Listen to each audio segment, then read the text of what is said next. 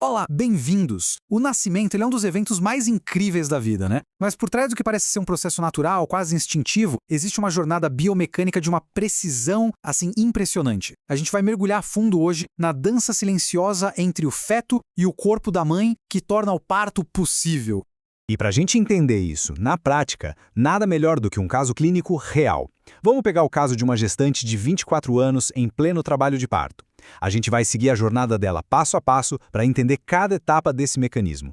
Olha, para um parto acontecer direitinho, a gente precisa de 3 protagonistas atuando em harmonia perfeita. Pensa assim, tem o motor, que é a força das contrações, o trajeto, que é a pelve da mãe, o caminho, e o móvel, que, claro, é o feto. Se um desses 3 falhar, todo o processo pode ser comprometido. Então esse aqui é o nosso roteiro, ok? Vamos passar pelo desafio biomecânico, entender a insinuação e a descida, a importantíssima rotação interna, o desprendimento da cabeça e as rotações finais. E no final a gente volta para o nosso caso clínico para fechar tudo. Certo, vamos começar. A primeira coisa que a gente precisa entender é qual é o grande desafio aqui. Porque o feto precisa de todo um mecanismo para nascer. É uma passagem bem complexa.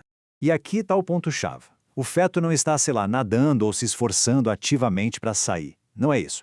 O mecanismo do parto é, na verdade, um conjunto de movimentos passivos. São adaptações geniais que ele faz à anatomia da mãe, tudo isso empurrado pela força do útero, o nosso motor. E por que ele precisa se adaptar? Porque o canal de parto não é um tubo reto. Olha só essa imagem. A parte de baixo dele se curva para frente, formando quase um J. Por causa disso, é impossível o feto só descer em linha reta. Ele vai ter que negociar essa curva.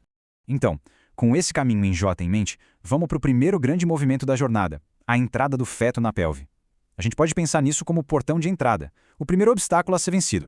O nome técnico para isso é insinuação. Basicamente, é quando a maior parte da cabeça do feto consegue passar pela porta de entrada da bacia óssea. E isso é um marco super importante. Significa que, a princípio, tem espaço ali para ele começar a descer.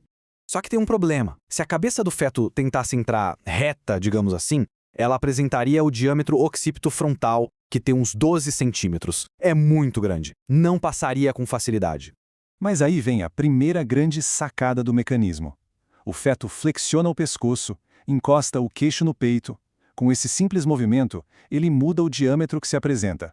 Agora é o suboccipitobregmático, com apenas 9,5 centímetros. Bem menor, né? Pois é, uma simples flexão. É isso que faz toda a diferença. Esse movimento é a chave para ele conseguir passar por esse primeiro portão. É a primeira grande adaptação, a primeira solução genial que o feto encontra para passar pelo trajeto. E como a gente sabe que isso aconteceu na prática? Bom, clinicamente, a gente usa os planos de Delis para medir essa descida. Quando a cabeça do feto atinge a estação 0, que fica na altura das espinhas isquiáticas, a gente tem a confirmação. A insinuação está completa. Ok, o feto passou pelo portão de entrada. E agora? Bom, o caminho lá dentro muda de formato. Então, para continuar descendo, ele vai precisar fazer outra manobra muito inteligente. E esse é um dos pontos mais fascinantes de todo o processo. A pelve não é um cilindro uniforme. A entrada, o estreito superior, é mais larga de um lado para o outro. Já a saída, o estreito inferior, é mais larga no sentido da frente para trás. O que isso significa? Que o feto que entrou de lado agora precisa girar para poder sair de frente. Ele tem que alinhar o maior diâmetro da cabeça com o maior diâmetro da pelve em cada etapa. É uma solução biomecânica perfeita. Certo, a rotação aconteceu. Agora a cabeça está na posição certinha para o ato final, o desprendimento. Mas lembra daquela curva em J? Ela vai exigir um último movimento bem engenhoso.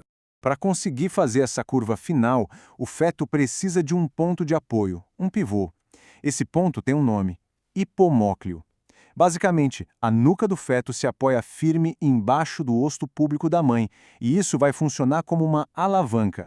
Dá uma olhada nessa imagem. Ela mostra exatamente isso. A base do crânio, a região suboccipital, se ancora ali bem firme sobre a sínfise púbica. É esse ponto de apoio que vai permitir que o resto da cabeça consiga sair.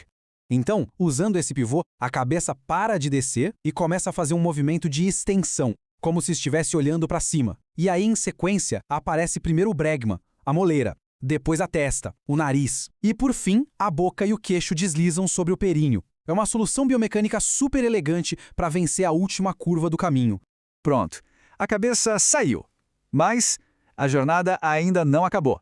O resto do corpo, principalmente os ombros, também precisa se adaptar para passar. E assim que a cabeça sai, acontece uma coisa bem interessante. Ela faz um movimento sozinha, um giro. É a chamada rotação externa ou restituição. A cabeça, que saiu virada para baixo, agora gira de lado para se alinhar com os ombros, que ainda estão lá dentro. É como se ela estivesse se ajeitando para ajudar os ombros a saírem também. Muito bem, agora que a gente passou por todo o mecanismo, vamos voltar lá no nosso caso clínico para ver como tudo isso se aplica na prática. Lembram dos detalhes do exame inicial daquela paciente? Pois é, são aqueles achados que vão nos dar as respostas e nos ajudar a entender exatamente como foi a progressão do parto dela. Então vamos lá. Com base no exame, a gente conclui que a apresentação era cefálica e a posição era occipito esquerda transversa. Por quê? Por causa da posição da fontanela e da sutura que foram palpadas. O movimento-chave que permitiu a progressão foi a rotação interna, que levou a nuca do feto, o occipício, para debaixo do pubis. E a sequência de eventos seguiu exatamente o roteiro que a gente viu. Insinuação, descida, rotação interna e o desprendimento da cabeça. Isso confirma uma progressão totalmente normal. É ou não é impressionante? Todo um conjunto de movimentos passivos que formam uma cascata perfeita para gerar vida. Esse processo biomecânico que foi refinado por milênios é muito mais do que só física. É uma sinergia, uma sintonia biológica profunda e elegante entre a mãe e o feto. É realmente uma dança precisa, onde cada passo é a resposta exata para o desafio apresentado pelo caminho.